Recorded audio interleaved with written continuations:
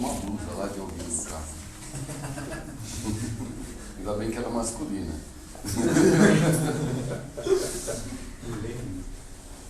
Vamos agradecer a Deus e a Jesus por tudo que temos e somos. E pedimos para aqueles que aqui não conseguiram chegar. Pai nosso, que estais nos céus em toda parte, santificado seja o seu bendito nome. Venha a nós teu reino de paz, de amor e de fé. Que seja feita a tua vontade sobre os nossos desejos, aqui na terra como em todos os pontos do universo. O pão do corpo e da alma dai-nos hoje e sempre. Perdoa, Senhor, as nossas dívidas, na medida que perdoarmos aos nossos devedores. Não nos deixeis cair em novas tentações, mas livra-nos do mal que existe dentro de nós mesmos. Porque é teu reino, o poder, a glória, a justiça, a esperança e o amor para todos sempre. Que assim seja. Muito bem, boas noites.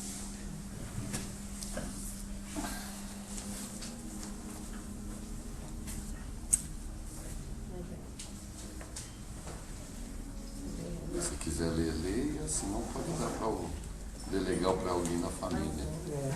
Pro filho. Isso, pro filho. Pois a mulher para ler, tá certo. Tá certo. Isso.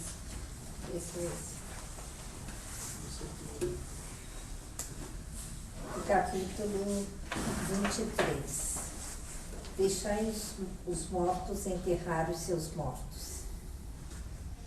E a outro disse Jesus: segue-me. E ele lhe disse: Senhor, permite-me que vá eu primeiro enterrar meu pai. E Jesus lhes respondeu: deixa que os mortos enterrem os seus mortos, e tu vai e anuncia o reino de Deus. Lucas 9, de 59 a 60. O que podem significar estas palavras? Deixai os mortos enterrem os seus mortos? As considerações precedentes já nos mostram, antes de mais nada, que, na circunstância em que foram pronunciadas, não podiam exprimir uma censura àquele que considerava um dever de piedade filial ir sepultar o pai. Mas elas encerram um sentido mais profundo, que só um conhecimento mais completo da vida espiritual pode fazer compreender. A vida espiritual é realmente a verdadeira vida, a vida normal do espírito. Sua existência terrena é transitória e passageira, uma espécie de morte, se comparada ao esplendor e à atividade da vida espiritual. O corpo é uma vestimenta grosseira que envolve temporariamente o espírito, verdadeira cadeia que o prende à gleba terrestre e da qual ele se sente feliz em libertar-se. O respeito que temos pelos mortos não se refere à matéria, mas através das lembranças, ao espírito ausente. É semelhante ao que temos pelos objetos que lhe pertenceram, que ele tocou em vida e que guardamos como relíquias. Era isso que aquele homem não podia compreender por si mesmo. Jesus lhe ensinou, dizendo: não vos inquieteis com o corpo, mas pensai antes no espírito. Ide pregar o reino de Deus. Ide dizer aos homens que a sua pátria não se encontra na terra, mas no céu, porque somente lá é que se vive a verdadeira vida.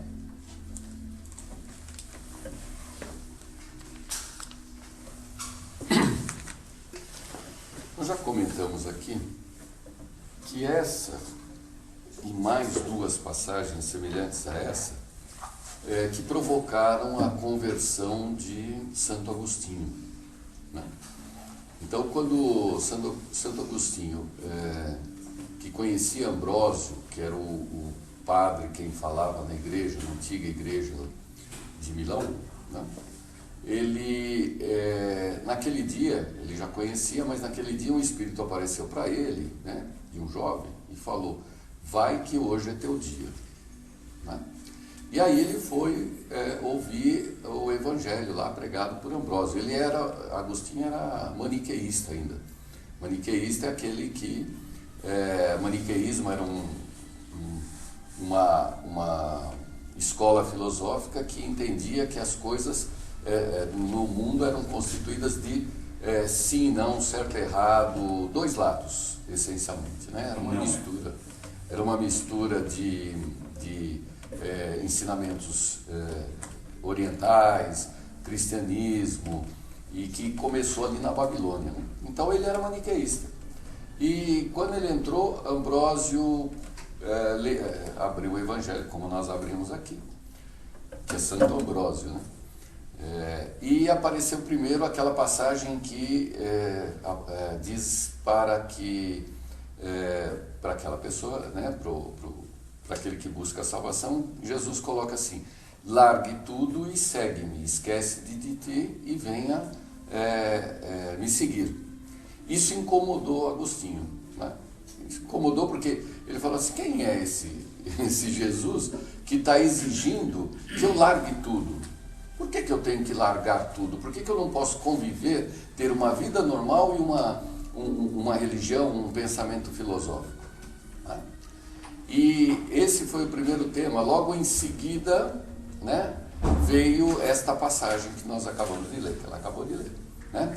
E explicam os espíritos que, na verdade, quando o garoto fala para Jesus, né, deixa eu enterrar meu pai, né, na verdade ele estava querendo cumprir uma obrigação da época em que só tinham direitos hereditários aqueles descendentes que manifestassem algum tipo de cuidado com o morto. Então, ele precisava ser visto pela cidade, pelas pessoas, que ele cuidava do pai na hora de morrer. E com isso ele não perdia o direito hereditário.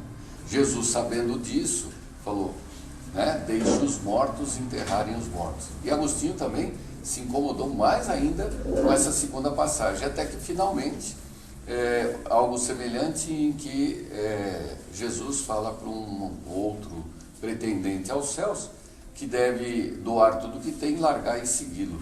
E aí, né, o rapaz contestou: olha, mas amanhã tem uma corrida de bigas contra os romanos e nós aqui, representantes dos israelitas, temos uma biga muito bem preparada, com cavalos trazidos da Espanha, que tem chances de ganhar e nós vamos humilhar os romanos. E Jesus falou: não, segue-me, né? Deixe tudo para trás e me segue, porque agora é o teu momento, é agora. Né?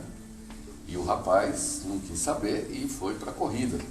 Chegou na corrida, numa curva, a biga dele tombou e ele morreu triturado por uma roda de uma outra biga, porque o momento dele seguir era no dia anterior, porque no dia seguinte você pode morrer. Essas três reflexões fizeram com que Agostinho saísse de lá e se convertesse ao cristianismo, porque ele entendeu que quando se fala em termos de Jesus, é a doação, né? Não é nós fazermos a convivência com as coisas, né? Não, é as coisas que estão em volta daquilo que a gente segue. Então, a gente já brincou aqui, quais são as nossas prioridades? Eu não vou expor vocês de novo a isso, né? Mas alguém fala, é a família, são os meus filhos, né? E qual, no fundo, deve ser a nossa prioridade? Deus, porque está diretamente ligado à nossa transformação. Se eu penso em mim primeiro, se eu primeiro penso em mim, porque todos nós pensamos primeiro na gente, ou não? Né? Até para admitir a existência de Deus e tudo mais, eu tenho que pensar em mim. Quando eu penso em mim, mas eu percebo que os meus interesses dependem de quem me criou, ora, por uma questão de até lógica, eu tenho que seguir aquele que me criou. Eu vou seguir quem está palpitando? Não faz o menor sentido. Então, quem me criou, quem me destinou, quem projetou, planejou a minha existência, é a Ele que eu devo satisfação. É a Ele que eu tenho que buscar orientação. Então, a nossa prioridade é a nossa ligação com Deus. Todos os demais valores são consequências. Então, nós falamos que a nossa vida nem é nossa. Nossa vida não é nossa. Nossa vida como encarnados, né? Nós podemos desencarnar a qualquer instante. A nossa família não é nossa. Não é nossa, nossa família. Ela é, né? Expande e tal, mas não é nossa. O corpo não é nosso. O corpo não é nosso. Aliás, nós não temos nada. Nós não temos nada. Tudo é dependência. Nós dependemos, nós somos dependentes. Né? Quando a gente falava na casa de Fabiano, olha, tem que distribuir mantimento para os dependentes. Aí alguém brinca, mas quem são os dependentes? Todos nós. Nós somos dependentes, só que nós somos dependentes de Deus. Nós dependemos de Deus. Porque relação filial é de dependência com o Pai. É dependência. Né? Enquanto Deus existir, eu existo. Se Deus deixar de existir, eu deixo de existir. Tudo bem? Eu dependo, a minha existência depende da existência de Deus. Então, a partir daí, todo o resto é uma hierarquia que vai descendendo. Nós não temos sexo, nós não temos corpo, nós não temos absolutamente nada. Porque dependemos de Deus. Agora, todos esses cenários, pelo que olha só, né? Olha só. Quando você vai reformar ou construir uma casa, o que você faz primeiro?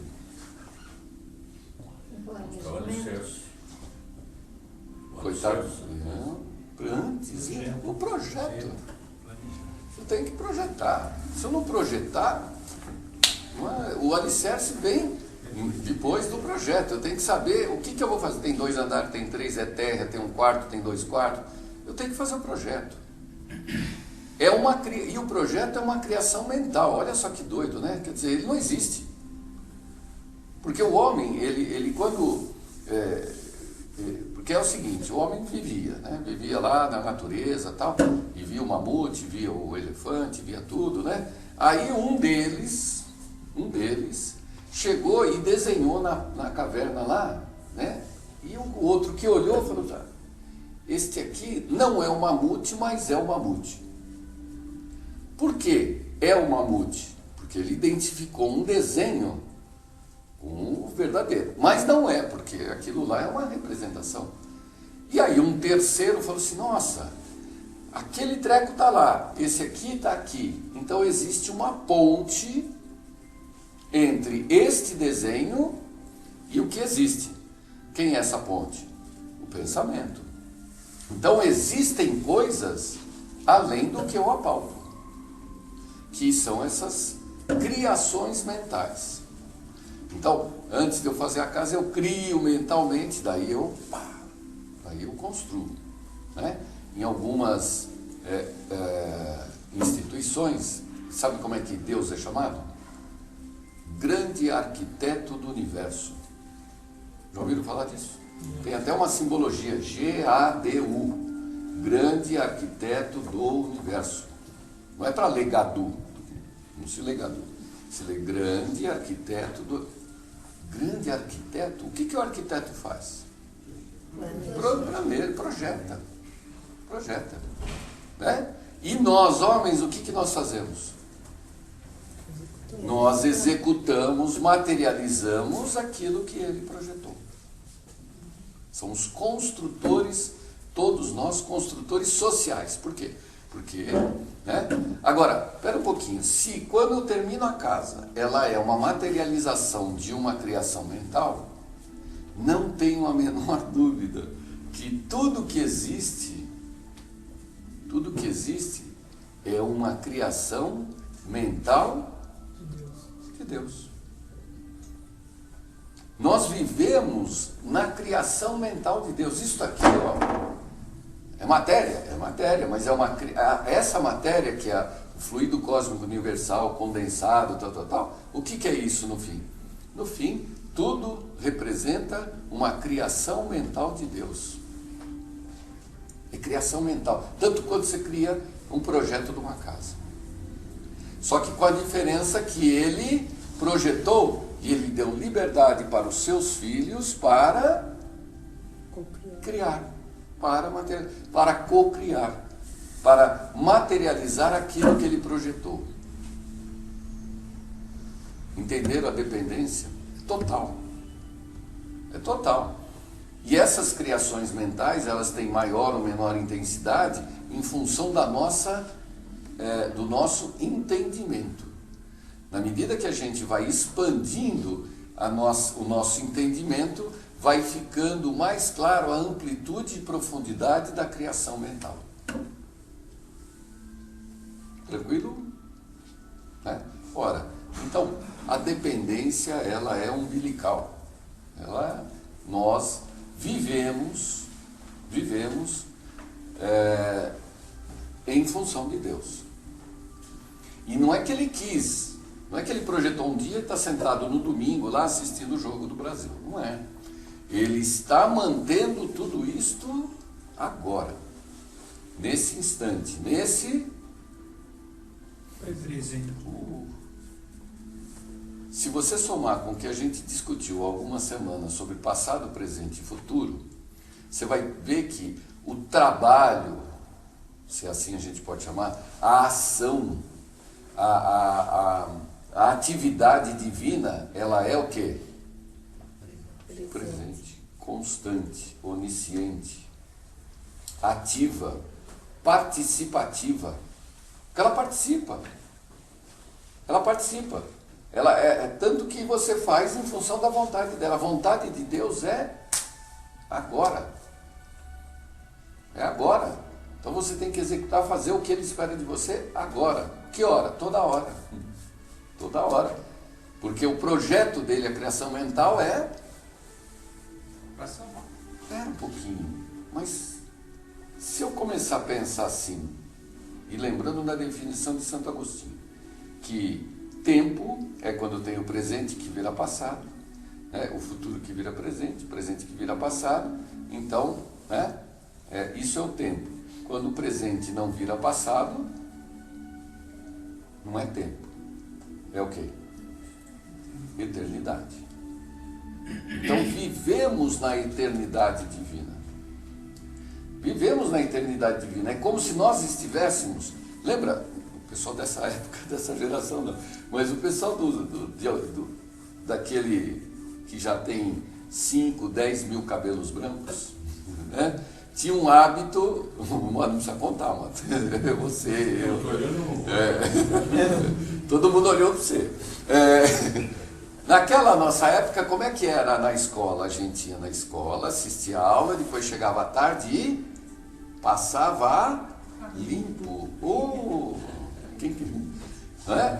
Passava, lembram disso? Eu não lembro, pegava o caderno e chegava à tarde, tinha o caderno de rascunho, que é aquele que você assistia a aula. Aí chegava à tarde, você ia passar a limpo. Tudo bem?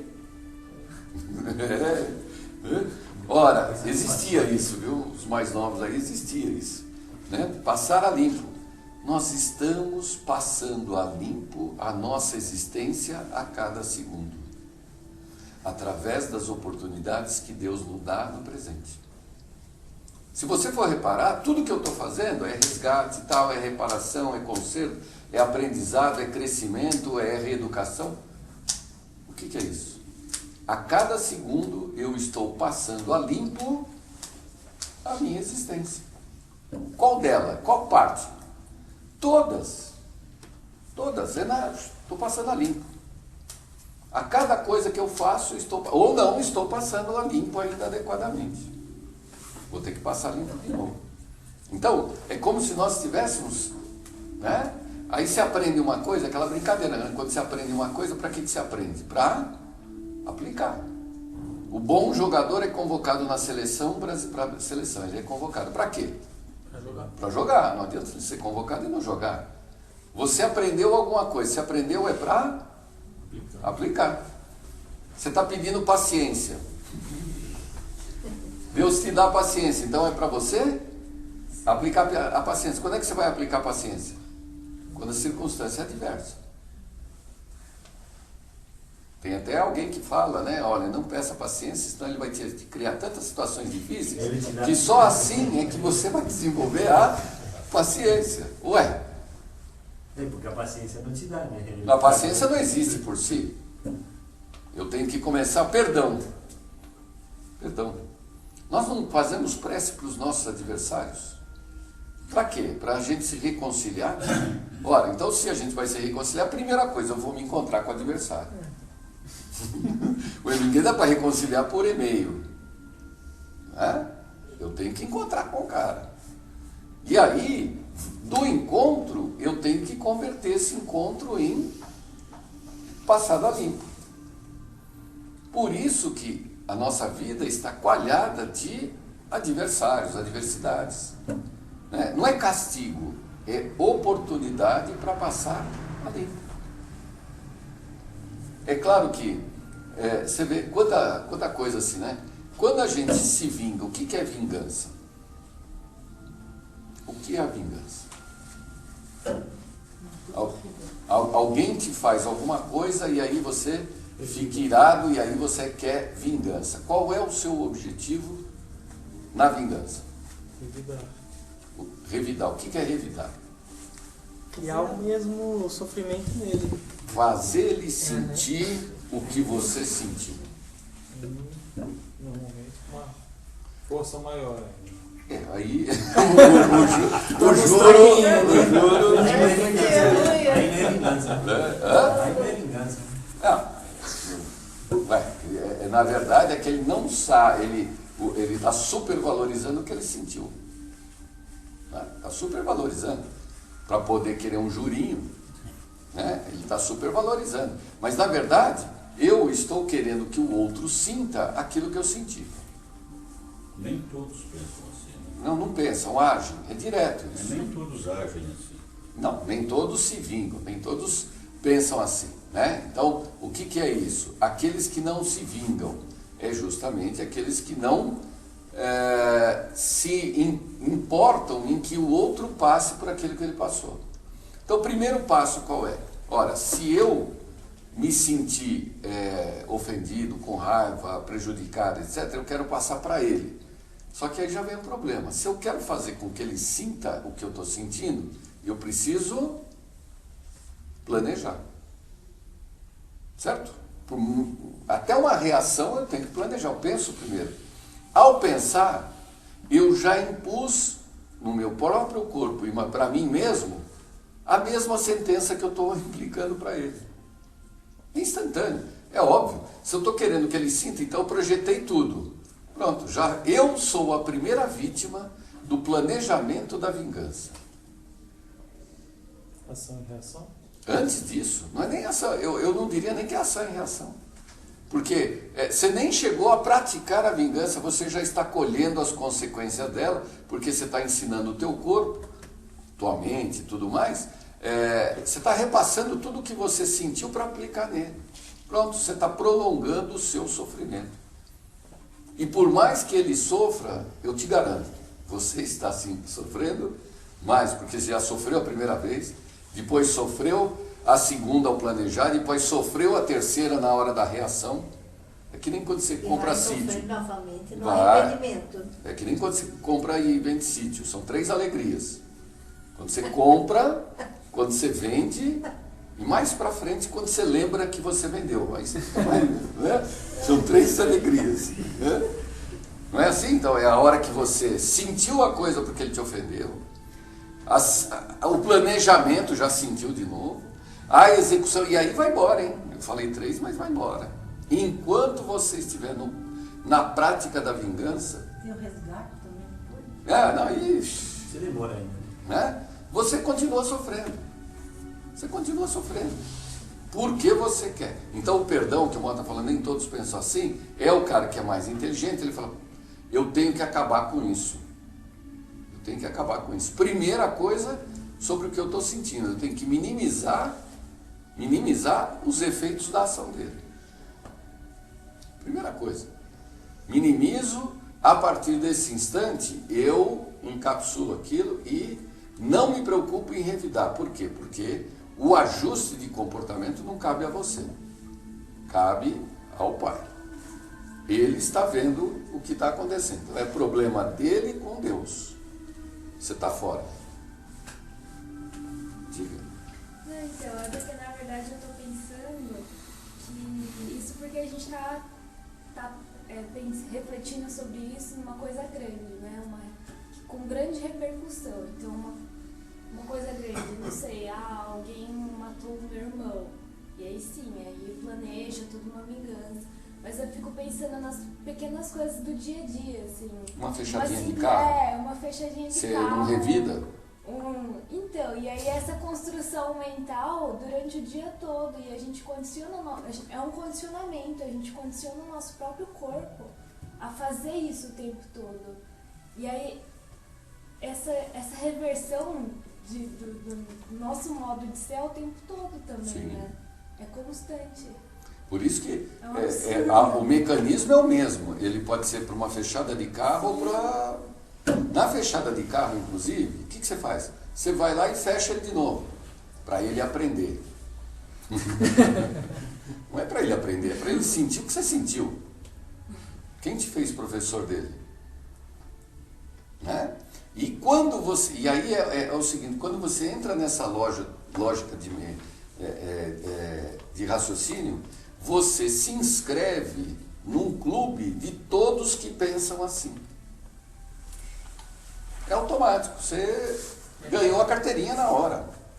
A hora que você pensou em revidar é uma fechadinha, mas aí, o que acontece? Toda a rapa que quer vingança passa, legal, mais um aqui. E aí, na hora que você vai fechar, você bate na moto, aí né? O cara não estava nem no esquema, já entrou, aí perdeu quase o controle. Porque você está lidando com forças incontroláveis. Você estabeleceu uma ligação direta com o umbral e com as trevas. Naquele filme Ghost, né? Não sei se vocês lembram numa passagem que, numa situação qualquer que o cara desencarna, começam a sair espíritos quase que do asfalto e começam a levar. Exatamente isso. Exatamente isso. Numa guerra. Então é um absurdo. Porque você imaginou, começa, aí você vai falar, mas numa guerra tem duas partes. Sempre tem, não. Se não tiver duas partes, não tem guerra. Sempre tem dois. E aí, como é que age isso? Quem atacar primeiro tá no livro, né? O agressor, Quem atacar primeiro... o agressor se afina aos espíritos difíceis.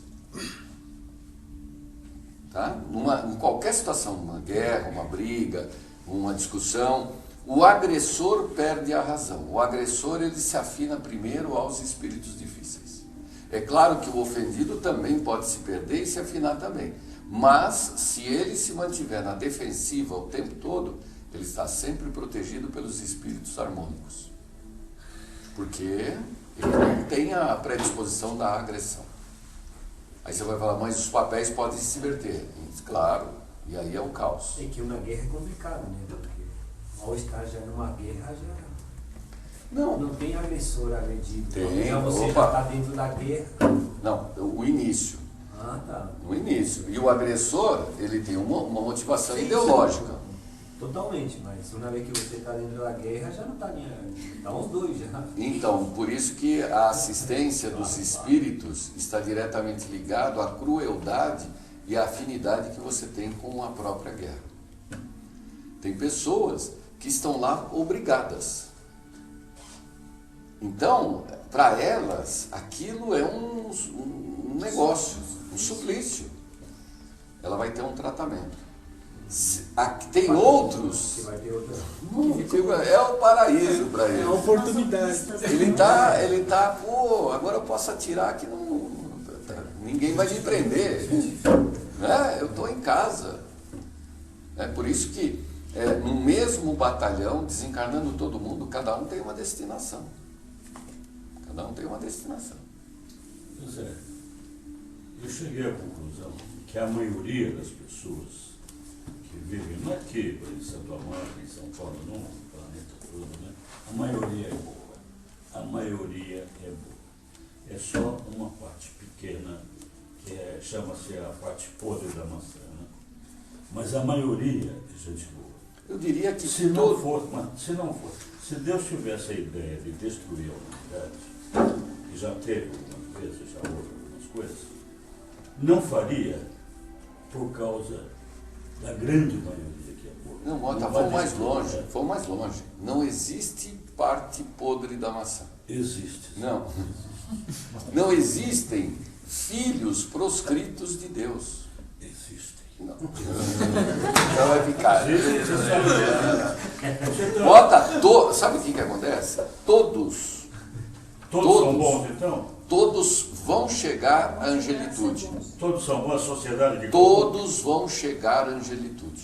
Eu sei, mas existe uma parcela que não parece. Esse não presta ou mal é a ignorância. Na medida que todos forem se tornarem esclarecidos, todos eles aprenderem, pode demorar milhões de anos, né? Todos chegarão. Se esse ignorante se tornar um presidente, um ditador... Não, eu estou falando outra coisa, eu estou falando mais profundamente. Qualquer que seja o espírito, o mais difícil que você imaginar, ele é um filho de Deus e ele vai chegar a ser um anjo um dia. Você não sabe quando, mas ele vai chegar. Porque nós éramos exatamente idênticos a eles. Hoje, essa banda podre que você fala, esses que não prestam, nós já pertencemos a esse clube. Nós já participamos dessa situação. E talvez mais de uma vez. Porque a gente começa a sair, depois volta, começa a sair, depois volta. Né? E tanto que nós estamos tentando sair, se bobear, a gente volta. Ele pode se regenerar, então, né? Claro. Então, no processo vai demorar muito. Sim. Então não é necessário que venha um cataclismo e tal e... Não precisa. Não, é só o cara encarnar. Você põe um cara desse aí, um cara difícil para encarnar, que aí ele tem que trabalhar, ele tem que comer, ele tem que escovar o dente, Aí sabe o que vai acontecer? Aquilo incomoda, tá, mas vai chegar uma hora que ele, na primeira, segunda, terceira vez, ele fala, tem que me cuidar, porque senão não vou ter nem como expressar essa forma. Então todos têm a possibilidade de regeneração continuamente. Mas sempre existe uma luta. Sempre não existe. Você tá ainda no Santo Agostinho. Eu sou maniqueísta. Então, desculpa, eu achei que você era espírita. Não. Eu admiro a doutrina de Mani. Né? Você admira? Né? Admira, então você admira. Né? Mira é aqui, longe, olho e né? Adiciona uma visão. Não, Mota. Tem alguma coisa que está certa. Alguma coisa, está certo. Então tá bom. Quando você achar alguma coisa, aí você fala para nós. Porque você, com toda essa convicção, falar que é maniqueísta, eu acho que... Né? Você vê como é difícil, Mota. Você vem aqui todos os dias. Mais de 15 anos. E ainda é maniqueísta. Você entendeu? A dificuldade... Não totalmente. Você vê como é que é a dificuldade? É isso, é você, sou eu. Então é difícil a gente sair das trevas. É difícil. Não existe trevas. Então, mas se a gente está saindo, poxa, todo mundo pode sair. Nenhuma ovelha se perderá. Nenhuma ovelha. Tem uma passagem de Emmanuel que ele coloca assim, o sol, né? Porque a gente estava brincando outro dia, né? A terra, quando criada, o que ela tinha? Árvore, né? A natureza. Tudo bem? Hoje tem prédio, tem sistema de transmissão, tem, né? Toda essa artificialidade. Né? Para chegar a fazer essa cadeira aqui, demorou assim alguns séculos. Porque ela primeiro era de madeira, primeiro um pedaço de pedra, depois era madeira, aí não tinha prego, você amarrava com cipó. Para chegar a essa cadeira aqui, a essa artificialidade. Muito bem, cadê toda essa energia que foi gasta para fazer? Bom, o cara encarnou, foi lá, cortou a madeira, tal, depois ele desencarnou. Depois ele reencarna de novo e continua fazendo a cadeira, já que ele melhora um pouquinho. Mas ele precisou se alimentar, ele precisou martelar. Da onde ele está tirando toda essa energia?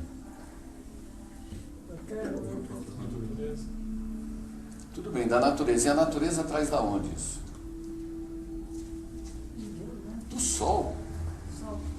O Sol é a grande fonte de energia ao longo de toda a história. Então, o Sol que deu planta, o Sol que deu comida, o Sol que deu isso, o Sol que deu aquilo. Essa luz do Sol foi se convertendo em alimento, em energia, e a gente foi pegando e se alimentando disso, e pegando, na verdade, aquela luz que veio do Sol, ficou na planta, eu comi, aí eu mexi meu braço, essa parte da energia colocou o pezinho da cadeira. Aí na outra encarnação, eu fiz outra coisa, me alimentei da cenoura, mexi o braço, coloquei mais um prego. Então, todo esse acúmulo de energia que tem aqui foi praticado pelo homem e tem a sua origem aonde? No Sol. E você pode morrer. No Sol, pera um também, pouquinho. no Sol. Tudo bem? Está claro isso? Que a artificialidade toda humana foi uma diminuição da entropia, porque a gente acumulou essa energia através de todos esses objetos aqui. Então deu para entender a importância do Sol?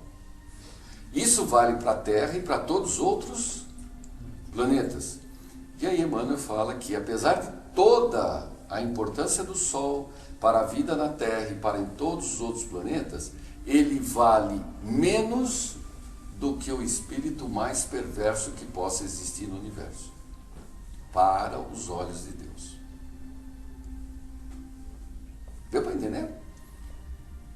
Toda essa importância do Sol tal, ainda é menos importante para Deus do que um filho dele em qualquer situação em que se encontre. Pensa a imensidão de perdão que aceita. Não é nem perdão, é escala de valor. É escala de valor. O que vale para Deus? Os seus filhos. Não importa em que estágio. Ele fica acima de qualquer coisa material. Mas Para Deus. isso faz sentido, né? Porque no fim, se Deus fez o mundo todo, né? Como a gente já discutiu em outras ocasiões, que o mundo tá para servir a gente, não que a gente tenha que destruir o mundo por causa disso.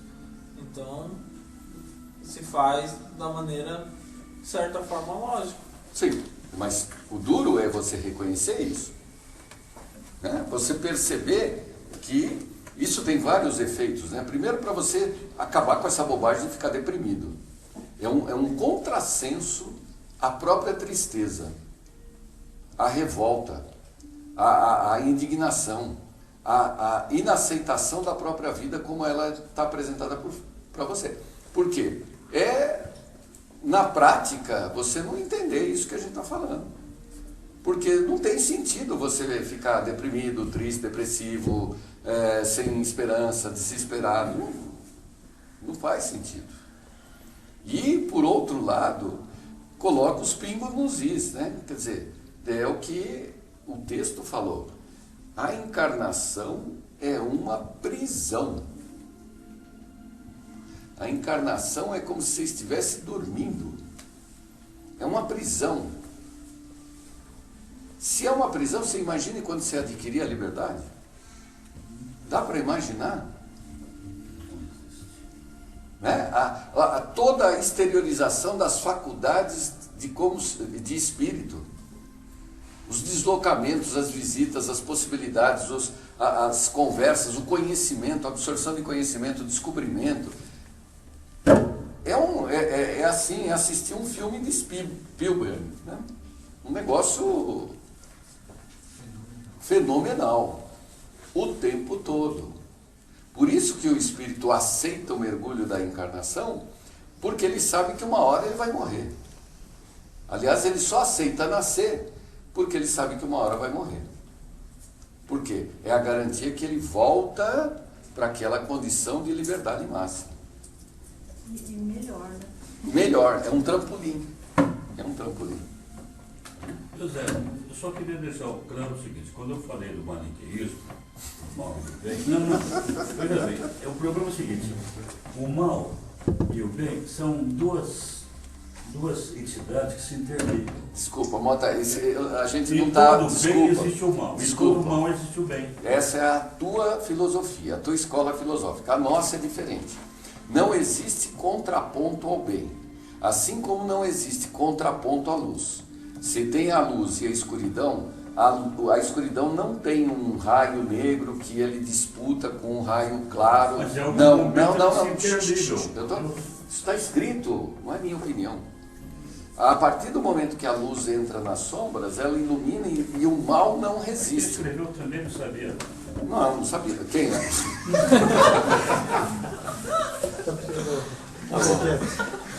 Aprendeu com alguém. Certo. Então vamos lá. Os mensageiros, né? Capítulo 5. A gente já leu a primeira página, vou ler de novo para a gente retomar. Ouvindo instruções. No grande salão, Aniceto esperava-nos acolhedor. Fileiras enormes de assistentes enchiam o espaço vastíssimo. Homens e mulheres, aparentando idades diversas, permaneciam recolhidos a demonstrar, porém, expectativa e interesse. Hoje, explicou o nosso orientador, dirigindo-se a Vicente de maneira particular, teremos a palavra de Telésforo, antigo lidador da comunicação, que pediu a presença de todos os aprendizes do trabalho de intercâmbio entre nós e os irmãos encarnados. Sentamo-nos confortavelmente aguardando por nossa vez. Daí a minutos, Telésforo penetrava no recinto, sob harmoniosas vibrações de simpatia geral. Aniceto e outros instrutores instalaram-se ao lado dele, em torno da mesa nobre, onde se localizava a direção da Assembleia. Após saudar a assistência numerosíssima, formulando votos de paz e incentivando-nos aos testemunhos redentores, Telésforo atingiu o assunto principal que o levara até ali.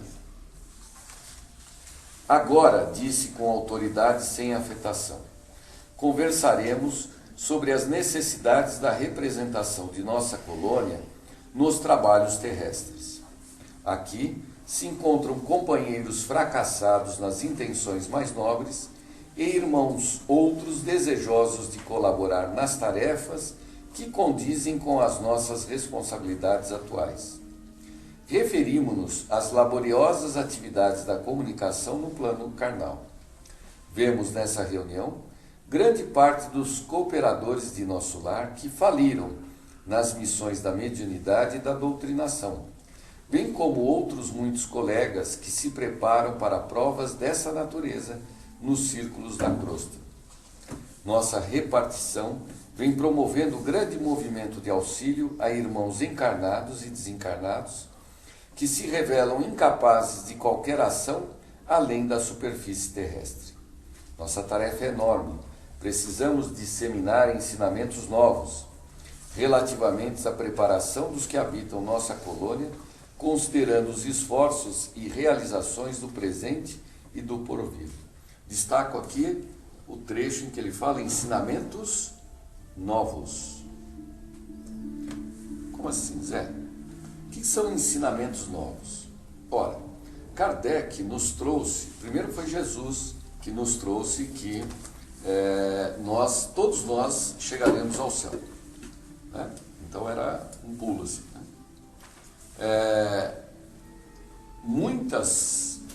A reencarnação era um conceito muito difundido à época, até entre os judeus. Era algo que era admitido e aceito, mas não havia uma combinação entre o conceito reencarnatório e a salvação, né? Isso não era alguma coisa que ainda havia sido mastigado pelo cristianismo, porque era muito recente. O processo reencarnacionista já existia há séculos, a interpretação até milênios, e o cristianismo falava da salvação. Então não havia essa... Como é que eu penso das duas maneiras, né? Isso foi esclarecido com Kardec, né?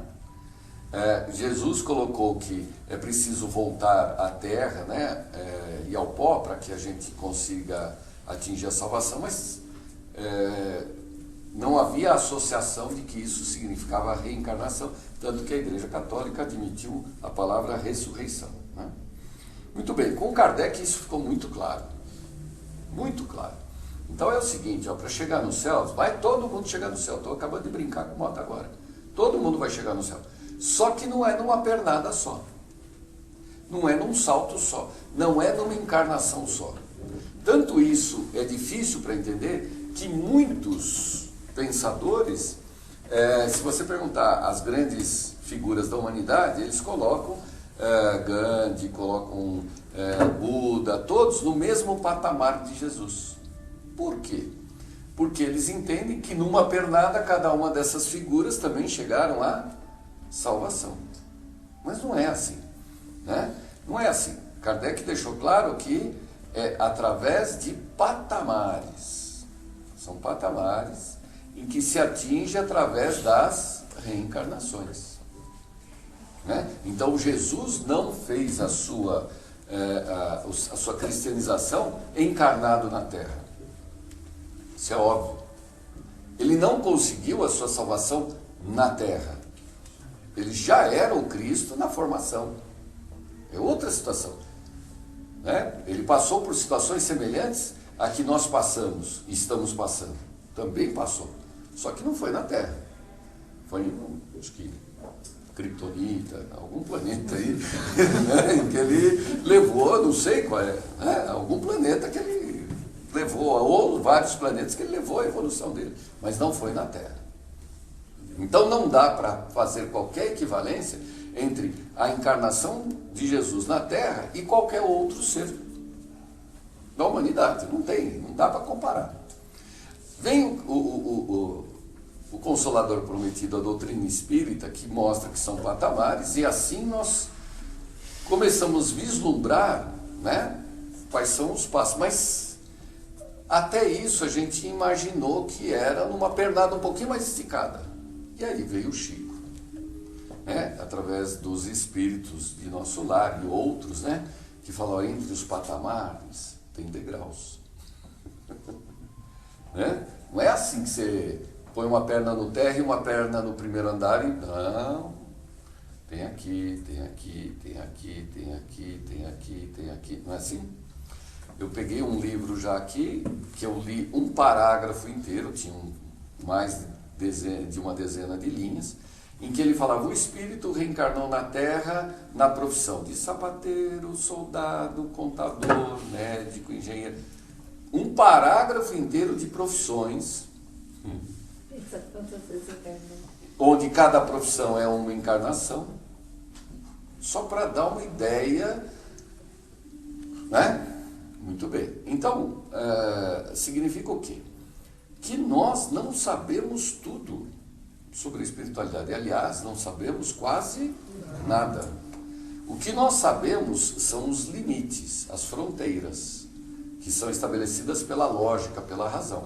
Essas fronteiras, né, que Kardec colocou, né, que através das obras dos espíritas, dos médiuns fidedignos aí estabeleceram, são as fronteiras. Mas alguém imagina como é que são todas as ocorrências da espiritualidade? Mas nem de sonho. Mas nem de sonho. Nós estamos mergulhados o dia inteiro em centenas e centenas de espíritos. Você abre a porta, entra meia dúzia, você fecha a porta, um prende o braço, você vai aqui, você atende lá, você pensa... É um mar de gente.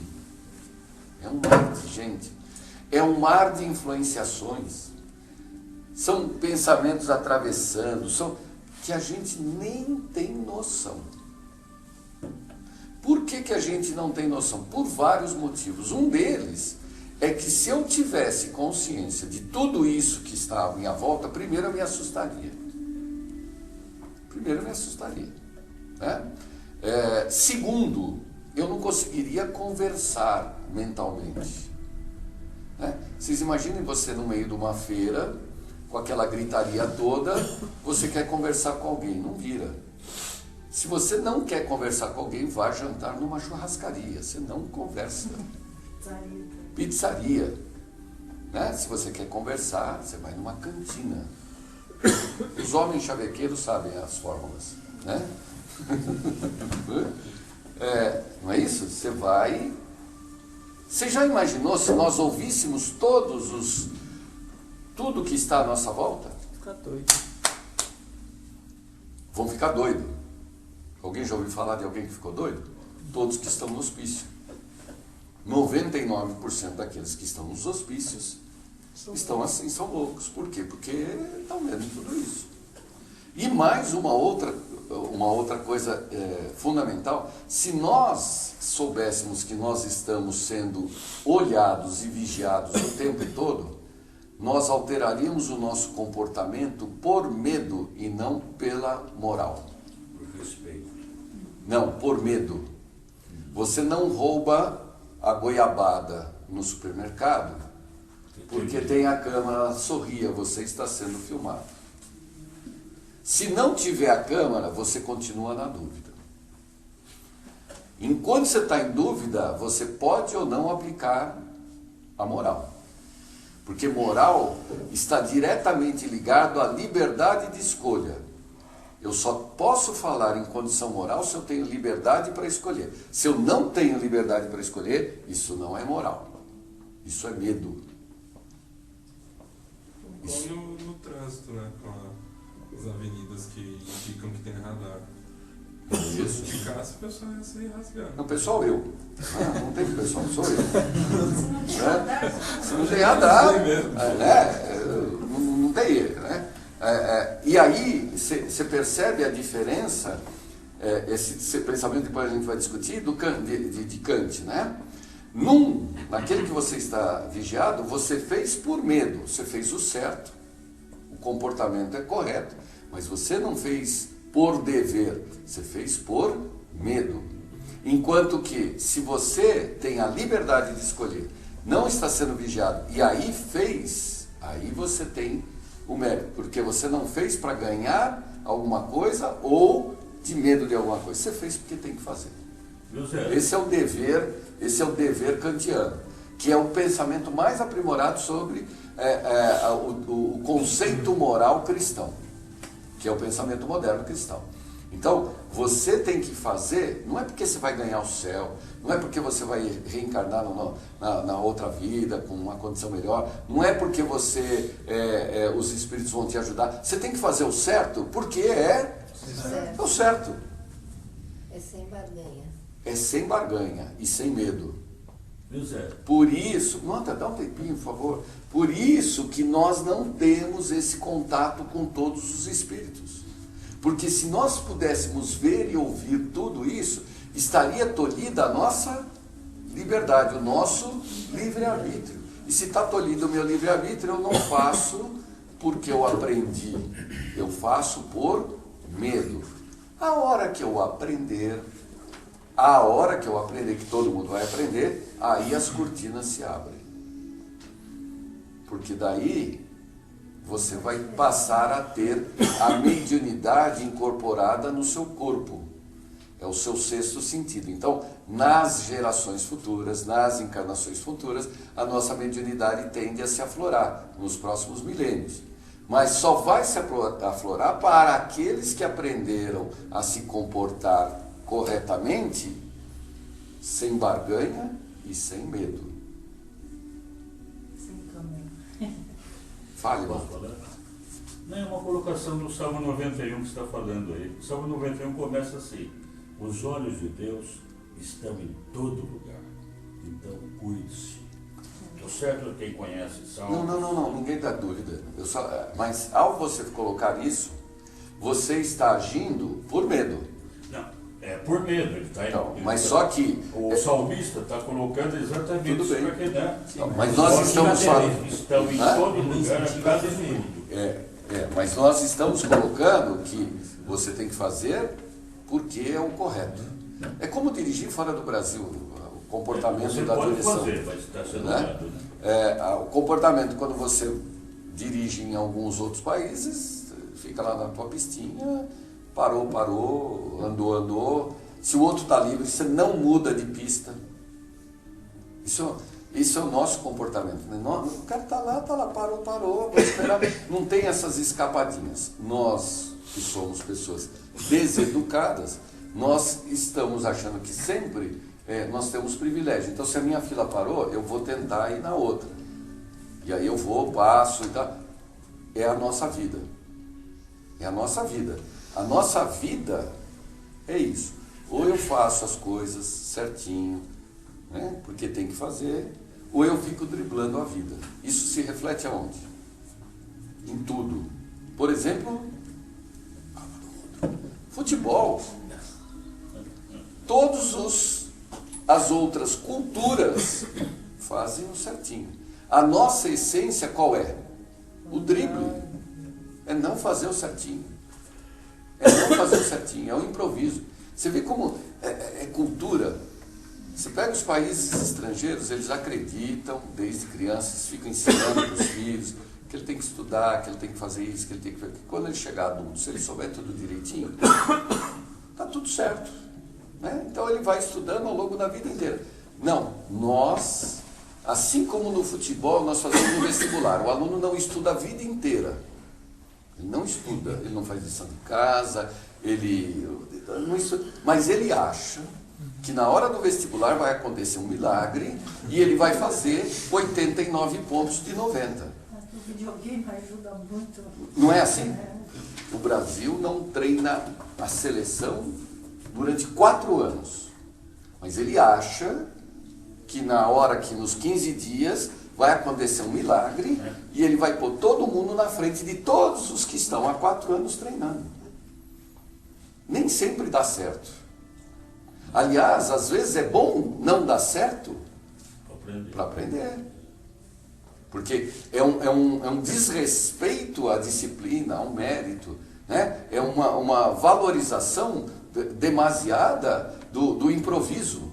O brasileiro sempre dá um jeitinho. Jeitinho, sabe o que é improviso? Porque o cara não planejou, ele não pensou antes, ele quer resolver na hora. É isso. E está errado. Minha vida sempre deu errado. Por quê? Porque eu não pensei antes. Agora, na medida que eu penso antes, se eu vou fazer uma viagem, eu tenho que ver o pneu, eu tenho que ver a gasolina, eu tenho que ver se os freios, tal, fazer a revisão, pensar nas paradas, comprar um mapa. Isso eu aprendi com um amigo árabe. A gente viajava muito. Né? Então a gente viajava, a primeira coisa que ele chegava numa banca de jornal, o que ele fazia? Comprava um mapa da cidade. Mas é lógico. É lógico. Como é que eu nunca pensei nisso? Primeira coisa que ele vai na banca de jornal, compra um mapa da cidade. Coisa de estrangeiro. Porque ele vem, né? Ele vem, olha o maniqueísta aí, né?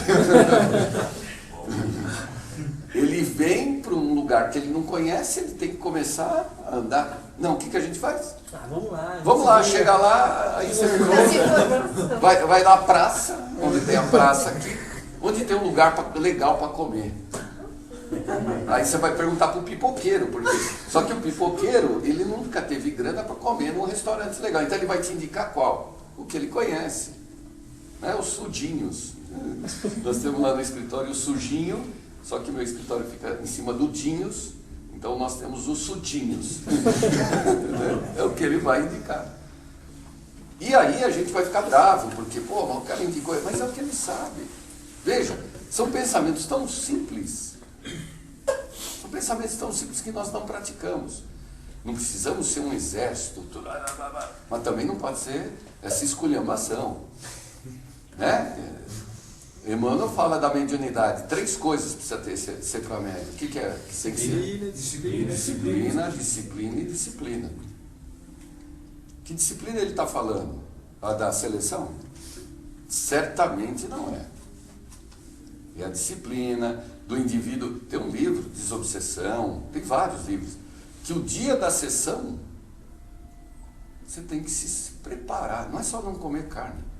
Ele explica como é que você faz durante o dia, da hora que acorda, todo o compasso e o ritmo dos pensamentos. Claro, você vai lidar com o enfermo,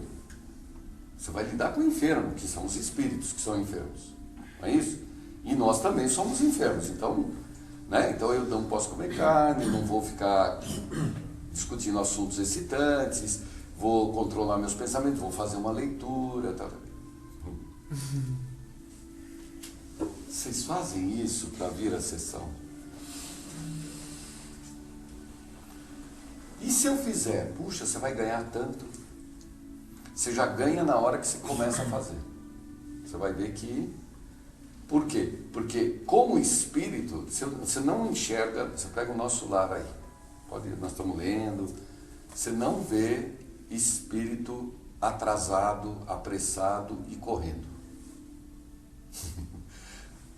Aqui, todos os médiuns, inclusive esse que vos fala, está sempre atrasado, correndo, atabalhoado, e sai, pega a folha, esquece o livro, não é assim? Qual é o primeiro beneficiário? O beneficiado quando você admite esse tipo de disciplina. Sou eu mesmo. Aí eu pergunto, quando eu desencarnar, a tendência é que eu saia correndo atrás de papel, caindo, tal, ou eu tenho um compasso, serviço organizado, chego 10 minutos antes dos eventos marcados, como diz André Luiz. O que você acha? Não era aqui, né? Não, é o ritmo de lá. A hora que eu for me adequar, é o ritmo de lá. E o ritmo de lá é... Eu brinco, né? Às vezes eu entro na cidade universitária, para caminho e tal. Ali é um outro ritmo. Né? Quando eu começo a ler isso aqui, a descrição desse lugar, para mim me vem à mente a cidade universitária. É um outro ritmo. Ali não tem acidente. Ali não tem emergência. Né? Até para morrer de repente o cara vai devagar. Conta uma história. 12 horas. Isso, né? Dá tempo. Você sai de lá, é uma loucura. Todo mundo atropelando. Tá? Onde vocês querem viver? Eu quero viver num lugar daquele. Eu não quero ficar na 23 de maio. Eu não quero ficar correndo. Não. Por isso que, né, a gente tem que tender a fazer isso, porque é na hora que você vai conversar com o espírito. O espírito ali, ele está na mesa, mas muitas vezes ele está deitado. Ele está com dor, como se estivesse no hospital. Como se ele estivesse na grama que ele desencarnou. Como se ele estivesse no lugar que ele está lá. Assim. Então você vai chegar lá, bom, então, vamos lá, ó. O que é? Ó, tem que regenerar, tá? Ó, já te falei uma vez, vamos fazer. Faz o Pai Nosso, eu começo e continua que eu tenho que atender outro. Não é assim. Não é assim. Então nós temos que começar a incorporar mais esse ritmo da reflexão. Não é ser um banana que o que está acontecendo, mas a gente ter mais controle sobre as nossas reações. Eu nunca vi o seu Zezinho correndo assim, e sempre tinha 40, 50 pessoas para atender. Mas as sessões, ele falava nas sessões, ele atendia, ele dava o passe, ele falava na sessão, algumas sessões ele dava o passe, trabalhava. Não é assim, o médium chegava às 5 horas da manhã no trabalho, casado, 3 filhos. Então, não nadava em grana, porque a grana que sobrava ele punha aqui. Então, nossa, você olhava assim, era aquele sorriso da foto, que acalma. Mas a gente não. Então, esse tipo de ritmo é que permite que nós adquiramos novos conhecimentos. Então são aqueles degrauzinhos entre os degraus. Porque nós temos que... Não adianta a gente ficar decorando o livro dos Espíritos. Não é para decorar, é para conhecê-lo integralmente. Mas não é para decorar, é para estudar. Pega uma palavra, uma pergunta daquela, 2, 3, leia, vai procurar, vê o dicionário, vai atrás. Aí você está estudando. Você não está lendo. Ler é uma das fases do estudo, mas não é só leitura. Então, e também não adianta saber de cor na ponta da língua. A partir daqui, porque é assim, como é que funciona o código, O pensamento daqui, dinâmico, atemporal, é um filme 3D, colorido, cheio de sons, cores, imagens. Esse é o pensamento. Aí eu pego isso aqui e tento traduzir para algumas palavras, que é um código. Puxa, dá um trabalho, hein? Mas qualquer um consegue. Aliás, são poucos os que conseguem pegar tudo isso aqui e transformar numa frase, num texto. Nossa, admiro, invejo. Tá? Pegar tudo isso aqui e conseguir colocar no papel. Aí o que ele faz? Está no papel, né? Ó, então tá lá, hein? O nosso lar, André Luiz viu tudo aquilo e escreveu, tá aqui, ó. Então as linhazinhas. Aí eu leio, e o que a gente está tentando fazer? Reproduzir aquilo. Meu, quantas dificuldades aí? Dificuldade em pegar aquilo, passar para cá, dificuldade em ler, dificuldade em chegar até o teu ouvido. Aí teu ouvido vai receber isso, vai cutucar aquilo que você conhece, que foi acionado semelhante ao que você ouviu, que são gatilhos, e aí você vai montar. Então quando eu falo castelo, o castelo que eu estou imaginando não tem nada a ver com o castelo que vocês estão imaginando. Nada. Nada a ver. Entendeu a limitação da encarnação no evangelho que a gente leu? Porém, quando a gente se libertar do corpo, eu penso no meu castelo, você vai enxergar o meu castelo. E aí, todos esses ruídos somem. Todos esses ruídos somem. Então, para que a gente supere todo esse caminho de códigos, né, a gente tem que superar, para a gente poder enxergar o que o cara está falando lá. Nós temos que nos esforçar. Quando a gente se esforça, puxa, eu não entendo. Ô Zé, olha, eu parei no primário, isso aqui você está falando, eu não tenho a mínima ideia do que é, estou me esforçando, mas está difícil. Está tudo em paz.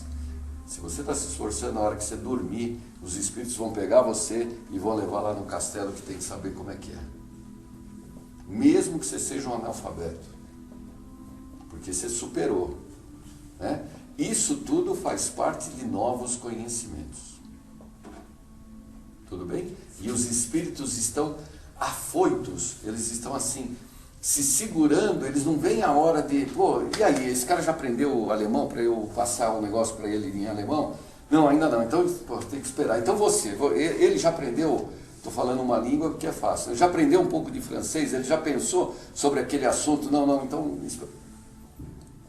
os espíritos, eles estão com todas as coisas empurrando a gente. Aí a gente chega lá e fala assim, olha, eu não sei, eu queria falar com o meu mentor. Ah, pois não, o médium veio aí, pô, o espírito mentor está aí, o Frei está aí. Tá.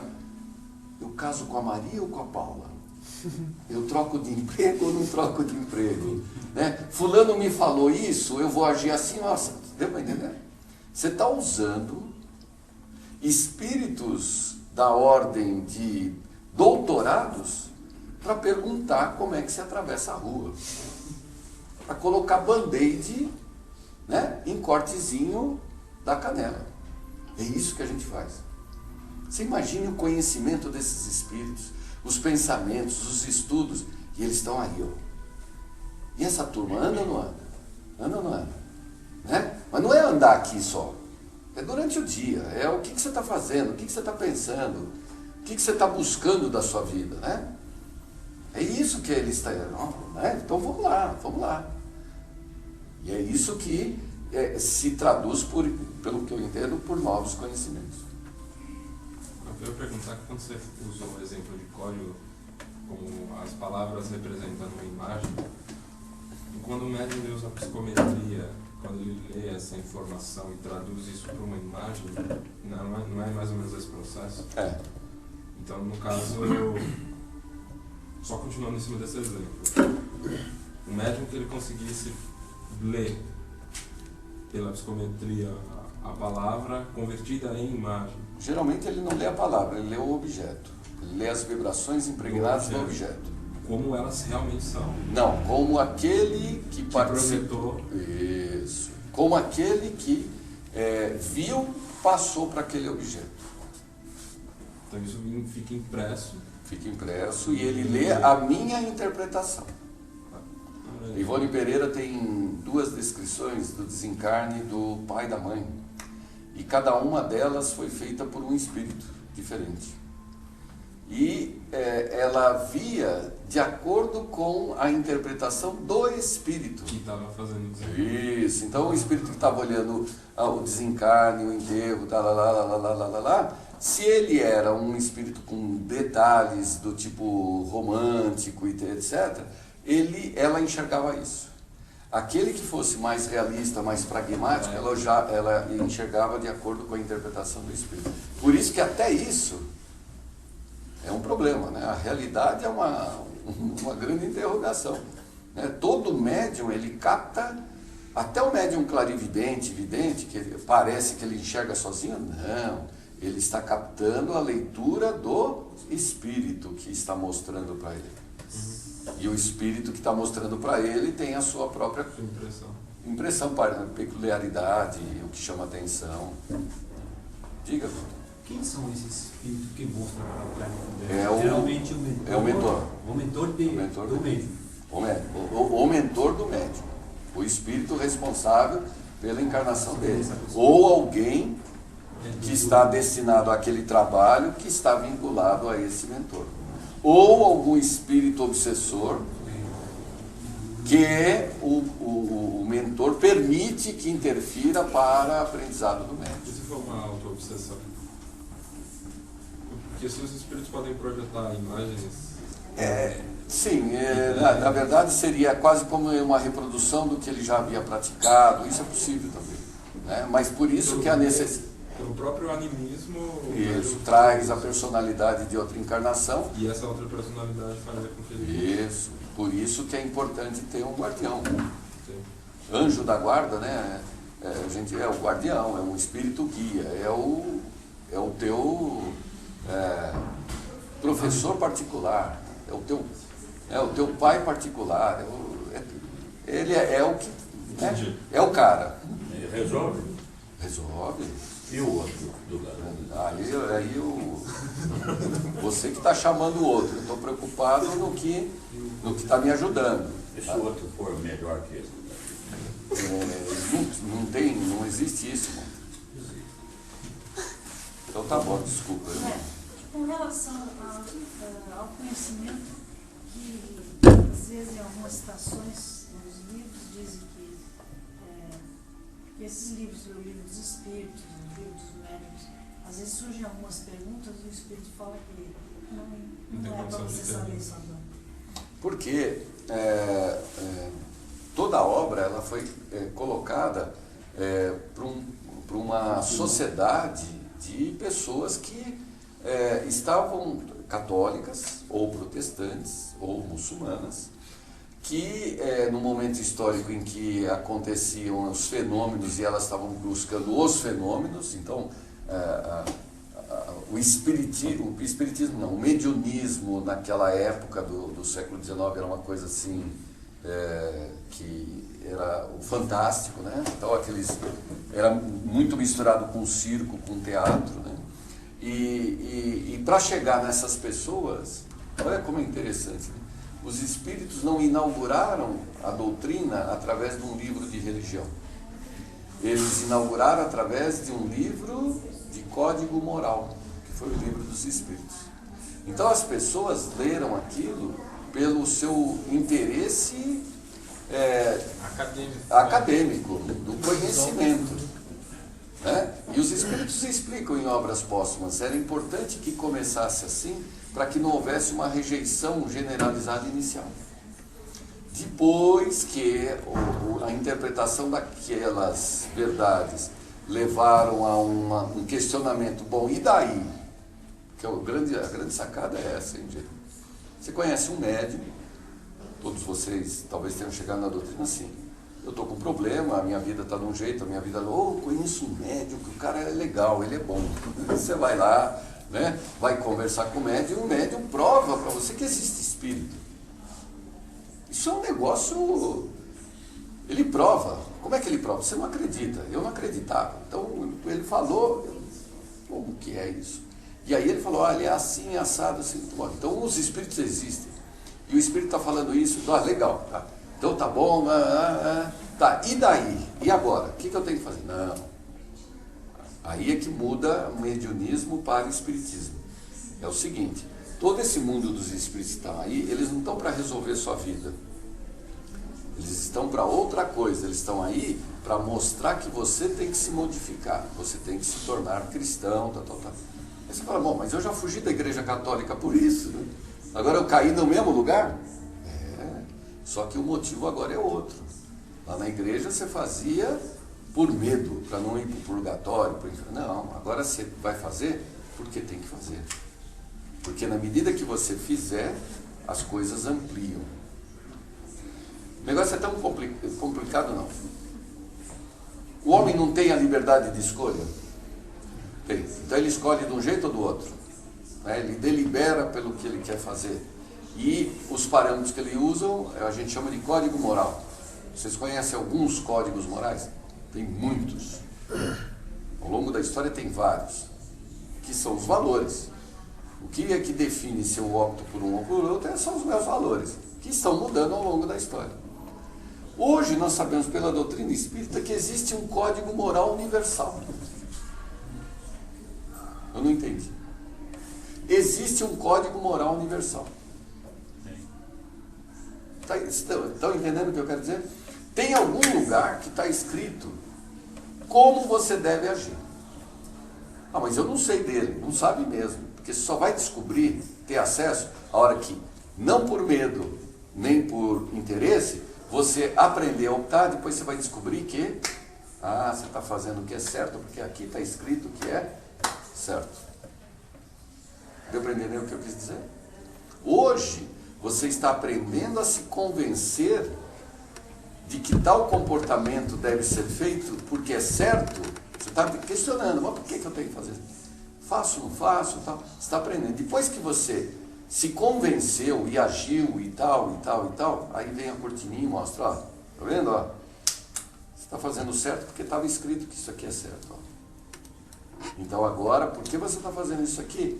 Vamos passar novo, vão abrir mais uma cortininha. Que é, ó, gente, nós estamos no segundo ano, são 5. Nós estamos no segundo planeta. Nós somos no segundo planeta, são 5. Terceiro, né? Segundo. Planetas de provas e expiações. Estamos num planeta de provas e expiações. E dentro dele ainda somos diferentes entre si. Tem mais 3.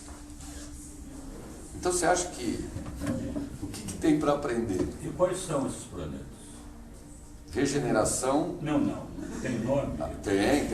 Tem onde? Eu não consigo pronunciar porque é em outra língua. Outro código. A gente só conhece alguns aí. Capela, por exemplo, já a constelação de Capela tem planeta de regeneração. Né? A estrela. Qual constelação? De Capela, da estrela de Capela. Marte e Júpiter, eu acho. Júpiter já é um planeta de regeneração. Marte também já é um planeta de regeneração, tem nome. Mas veja, esses são as escolas do bairro, né? No livro do, acho que é do Família. Camille Flammarion.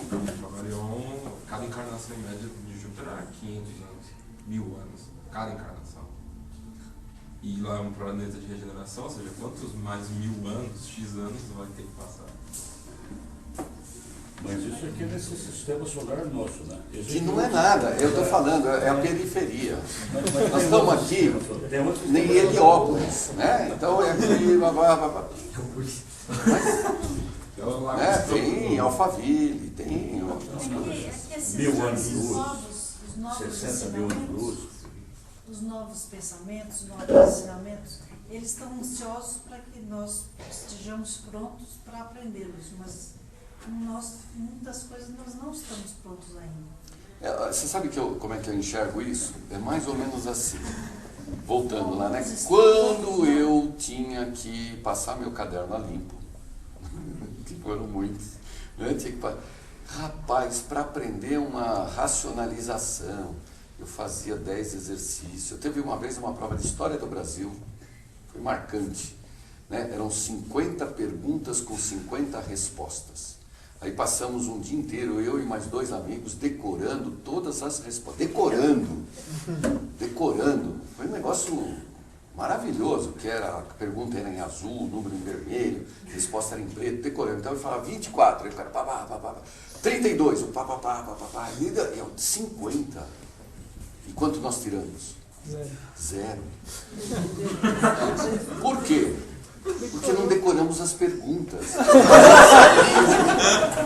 A gente sabia as respostas pelo número. É um imbecil. A 12, a 15. E a pergunta? Não é assim? Muito bem. Então era uma dificuldade para a gente aprender. Né? Alguns anos antes, então, existiam, as informações eram trocadas através de uma publicação que vocês conheciam, muitos de vocês conheciam, chamava Almanac. Se alguém lembra o que era Almanac, Almanac era um livrinho que tinha de como você fazer queijo, como fazer vinho, como é que eram as estrelas, era um negócio assim. Tinha enciclopédia, só que era mais completo. Né? E era de bolso. E a veracidade daquilo era um negócio que você não comprovava nunca. Né? Tinha como você tirar mancha de calça. Era isso, gente, era isso. Não tinha. Né? Você, para ir numa biblioteca, era assim um templo, né? Era um templo. Vou pegar um livro, você já não sabia nem pesquisar. A gente estava entrando na fase de, tem que fazer uma pesquisa.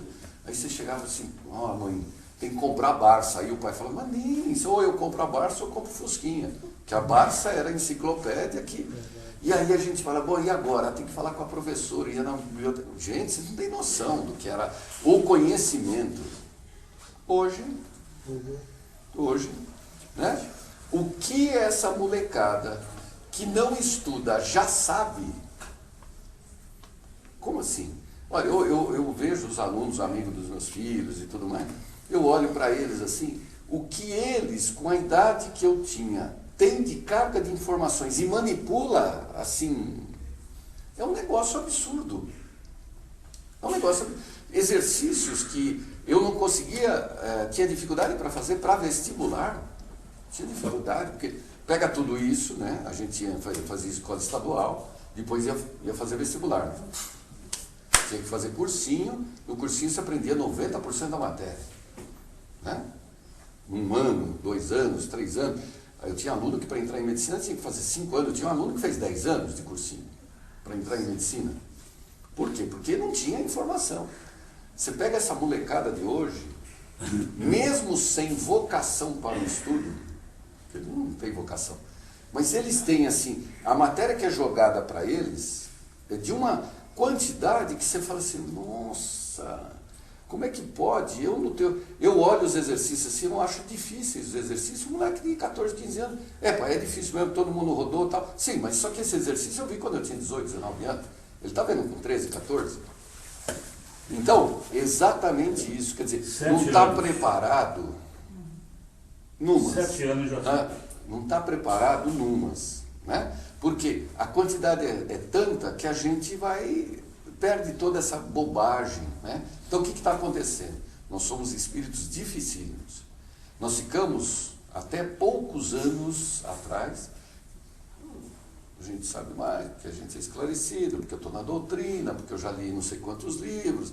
E tanto quem olha ou quem é olhado fica se achando assim, poxa, olha, mas tem um tal médio assim, tem um palestrante assado, a gente imagina até toda uma hierarquia, e você fica, puxa, que dia será que eu vou entender tudo isso que o Zé está falando, e não sei o quê, é um negócio assim. Ora, gente, está havendo uma invasão de espíritos, esclarecidos, Mota, por favor, uma invasão de espíritos esclarecidos que vem com uma bagagem tão grande que está fazendo exatamente isso que a matéria faz. Está pegando tudo isso que a gente, a frase, a mensagem. Essa aqui foi fulano que falou, mas tem mais essa. Aí você para assim, você fala, puxa, eu que estava valorizando demais esse texto, ele é um de mais 78. E isto banaliza a informação e é excelente, porque democratiza. E aí você acaba com as bobeiras, acaba com o orgulho, acaba com tudo. Você vai vendo que, opa, calma lá. É um tsunami de espíritos que sabem muito mais do que a gente, viveram muito mais e estão achando isso normal. E aí você pega muitas vezes nós médios, que estamos na casa há X anos, achando que a gente está por cima da carne seca. E isto é excelente, né? Então, se você não está preparado ou não, você vai ficar.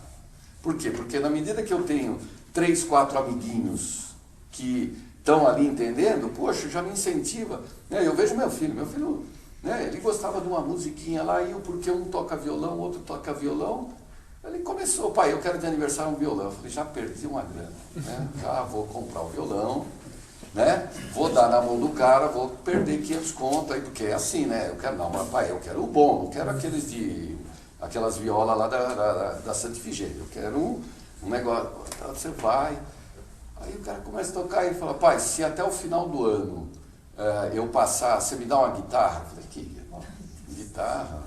Sabe quando que ele vai tocar? Pois não é que porque o amigo toca, o outro toca, o cara já toca. E ele não tem nenhuma propensão para música. E aí a outra também já... são eles, eu estou falando dos meus filhos, não porque são meus filhos, mas todos vocês têm isso em casa. Todos vocês têm isso no vizinho, no sobrinho, no filho. Todos eles estão com uma sede de fazer, tanto que Divaldo coloca, né? Que para essas crianças, mesmo essas voltadas para a música, não dê instrumentos caros, porque elas se cansam rápido. Então, ela quer tocar violão, ela vai aprender a tocar violão, daqui a pouco ela quer um teclado, ela vai tocar o teclado, daqui a pouco ele quer um violino. Se você for dar o melhor, você vai gastar dinheiro à toa, porque eles se cansam, porque traz esse conhecimento. E aí você, que não... aí você fala, puxa, é legal mesmo, acho que eu gostaria de tocar violino. Né? Ô pai, vai lá que eu te ajudo. Não, tô no banco e tal. Não, vai lá que... Aí, de repente, você que não tinha propensão nenhuma para o estudo, você vai tocar violino, vai tentar aprender. Entendeu como é que funciona? Então, nós somos espíritos assim. Nós somos espíritos, sabe, da roça. Né? Nós somos os caipiras. Achando que... Aí chega a turma da cidade, meu amigo, e eles chegam em festa, e eles estão nos ajudando e tal, e vão colocar a gente para frente, e estão colocando a gente para frente. Algumas das perguntas que são feitas no livro dos Espíritos, e que os Espíritos respondem, que não é o momento de ser respondida aquela pergunta, hoje, como esse livro foi escrito no século passado, hoje essas perguntas... Algumas estão sendo respondidas. Algumas estão sendo esclarecidas. Né? Tanto que, mesmo para a gente que é da doutrina, né? Quando eu falo a gente é da doutrina, você fica imaginando como é que é, né? Acho que todo mundo aqui. Então, quando desencarnar, como é que vai ser e tal. E aí vão vindo as coisas. Hoje, por exemplo, nos últimos 2 anos, a minha visão de como é a espiritualidade é completamente diferente do que eu entendia há 10 anos. Eu estou sentindo isso. Eu estou aprendendo coisas tão depressa e eu recebo respostas de dúvidas que eu tinha sem querer, lendo alguma coisa e tal. O processo está indo muito rápido. É interessante. Nós lemos no nosso lar aqui uma palestra, chama atenção isso, né? Uma palestra do espírito que... Lembra naquela passagem que chegou um espírito, não lembro mais o nome, Veneranda, que idealizou todo o bosque, que era na forma de anfiteatro, para as pessoas chegarem... Lembra dessa passagem? Qual foi a palestra dela? O conteúdo. Uma palestra sobre pensamento. Deu 2 páginas no nosso lar, no máximo.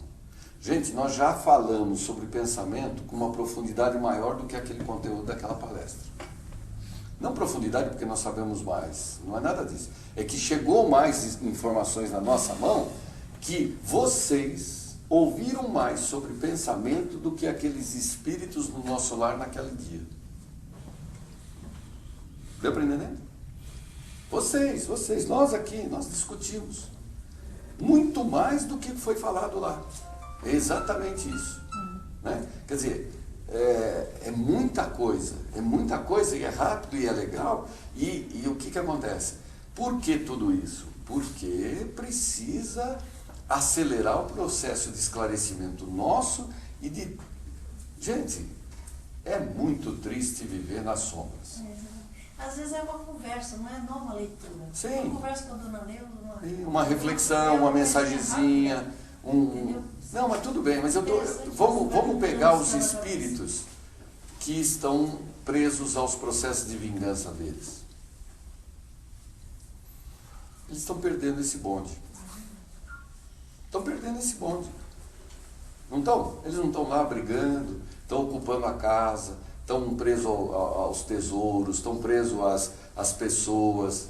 Puxa, quanta coisa eles não podiam estar descobrindo. Não, eles estão lá, né, ainda atrás da noiva, né, o negócio, aquele...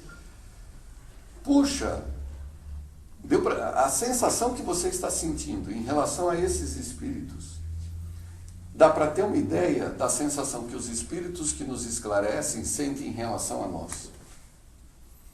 Quando é que esses caras vão parar? Né? Eu lembro, já falei para vocês uma vez, o espírito incorporou e ele falou: não erre mais nisso, por favor. Aí eu parei. Não erre mais nesse assunto, por favor. Quer dizer, ele já devia estar né? Assim, quer dizer, pô, né? Olha, por favor. Zé, ele está falando do certo e da evolução do espírito. E aí faz a gente fazer o certo pelo certo. Para chegar a fazer o certo pelo certo... Você faz o certo primeiro porque está vigiado. Sim, e hoje você faz, tudo que você faz certo é porque um dia você errou? Ou tem coisas que a gente sempre fez certo? Isso depende, eu entendo assim, há coisas que você sempre fez certo.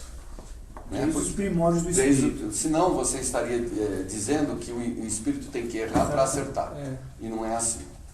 Você não é obrigado a errar para acertar. Então, o modelinho que eu uso é aquele negócio da encruzilhada. Tá? Eu cheguei aqui, tenho 5 caminhos, a probabilidade, se eu não tenho conhecimento nenhum, eu sou inexperiente, então a minha chance de acerto é 20%, então já que é 20% eu vou por aqui. Vou por aqui e erro. Quando eu erro, eu volto para cá. Aprendi alguma coisa, errei, aí o que acontece? Minha chance de acerto aumentou para 25%. Erro de novo, volto, tá? Aí a minha chance de acerto aumentou para 33%. Quando eu aprendi, quando eu chegar na nova encruzilhada, a minha chance de acerto já não é 20, é 33, é metade, né? Mas faz de conta que eu peguei esse caminho e acertei de cara. Eu aprendi pouco. Mas eu estou caminhando no lugar certo, mas eu posso olhar para os lados e perceber as consequências de quem optou errado. Então eu não preciso ir preso para saber que a cadeia não é legal. Eu não precisei ser preso. Você aprende por observação. Isto, exatamente. E solidarização. Porque daí eu vou perceber que aquele que errou carece da minha solidariedade. Então eu vou lá e vou tentar trazer ele para uma situação. Por isso que é em conjunto. Né? Eu aprendo através do outro. Por isso que a família é importante. Por isso que a família é importante. Nós não evoluímos sozinhos. Nós não nos descobrimos sozinhos. Isso é uma lei assim que a gente está descobrindo agora. Porque a hora que eu perceber, a hora que eu me conscientizar que eu só me descubro através da convivência com o outro, o que eu mais vou querer fazer? Conviver com os outros. E aí eu não vou reclamar mais. Então, você para acertar não precisa necessariamente errar. Tá? Então tem espíritos que ascendem de elevador. O cara tomou um elevador, já está no céu. Por quê? Porque não podemos esquecer que em todas as circunstâncias nós temos a consciência que ela é reforçada pelo anjo da guarda. Então eu não sei nada, né? Mas já na hora que eu não sei nada, eu tenho alguém do meu lado para, é melhor ir por aqui. Certo? Eu tenho alguém aqui, melhor por aqui. Por quê? Olha o que aconteceu com esse, olha o que aconteceu com esse. Isso está no livro dos Espíritos. Já desde o homem Quando se torna homem, ele já tem a possibilidade de saber o que é certo e o que é errado. Mas precisa do erro do outro. Precisa do erro do outro. Porque assim, você diz que a gente não aprende só pelo erro. Não precisa ser o nosso erro, pode ser o erro do outro. Mas precisa o erro do outro, ou mesmo sem nenhum exemplo que eu possa vislumbrar, porque pode ser que exista, eu posso simplesmente acertar, achar que aquilo é certo e que os outros simplesmente são errados. Eu vejo assim, a evolução, toda a nossa evolução, ela é fadada à perfeição. Então, todos nós seremos perfeitos. Para que você seja perfeito, você tem que conhecer tudo. Se você tem que conhecer tudo, você não pode deixar lacunas. Eu não preciso vivenciar todas as lacunas, mas eu preciso conhecer todas as lacunas. Eu preciso ver de alguma forma. Sim, porque vamos pegar numa condição de Jesus, né? Um Cristo, que ele chegou na evolução máxima e aí, como continuidade da própria sentido da existência, ele recebeu um planeta que é um berço para uma série de pessoas. Ora, a partir do momento que ele recebeu esses espíritos, ele também sabe todos os nossos possíveis erros. Senão não teria como ajudar. Não que ele tenha passado por tudo isso, mas ele sabe em tudo que nós podemos errar. Os nossos mentores sabem das possibilidades nos nossos erros. Sabem. E eles sabem por que nós erramos. E eles sabem o que nós temos que fazer para que a gente não erre. Então o que eles fazem? Vamos reduzir a chance desse cara errar. Vamos mudar o cenário dele. Vamos pôr num cenário que ele tenha dificuldade para errar. Que é o melhor cenário. E aí, você, puxa, que legal, hein? Então eu sou assim. Você não é assim. Você é assim porque essas circunstâncias permitiram. Você está assim. Se mudar, aí é que nós vamos ver como é que você quer. Mas ninguém está aqui apontando, apostando em você. Não sou um cavalo que eles estão apostando. Se vai errar, vai acertar.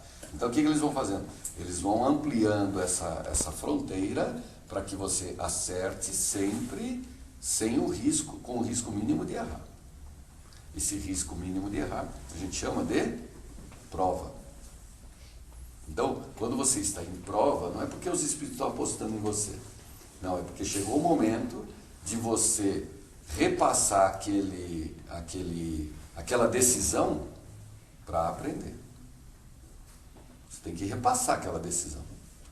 Para você, não é para eles. E aí, você tomou uma decisão diferente. Por isso que quando acabam as provas? É quando a gente desencarnar. Porque se eu matei ele aos 60 anos e eu estou com 56, tá tudo bem. Só que quando eu chegar em 60 anos, vai me acontecer alguma coisa que eu estou de frente com ele e agora eu o mato ou não mato. Vou ter que refazer a decisão. E para tanto, vai ressurgir todas aquelas circunstâncias que provocou aquele ato. Então, quando que acaba? A hora que desencarnar. Eu não sei pelo que eu vou passar.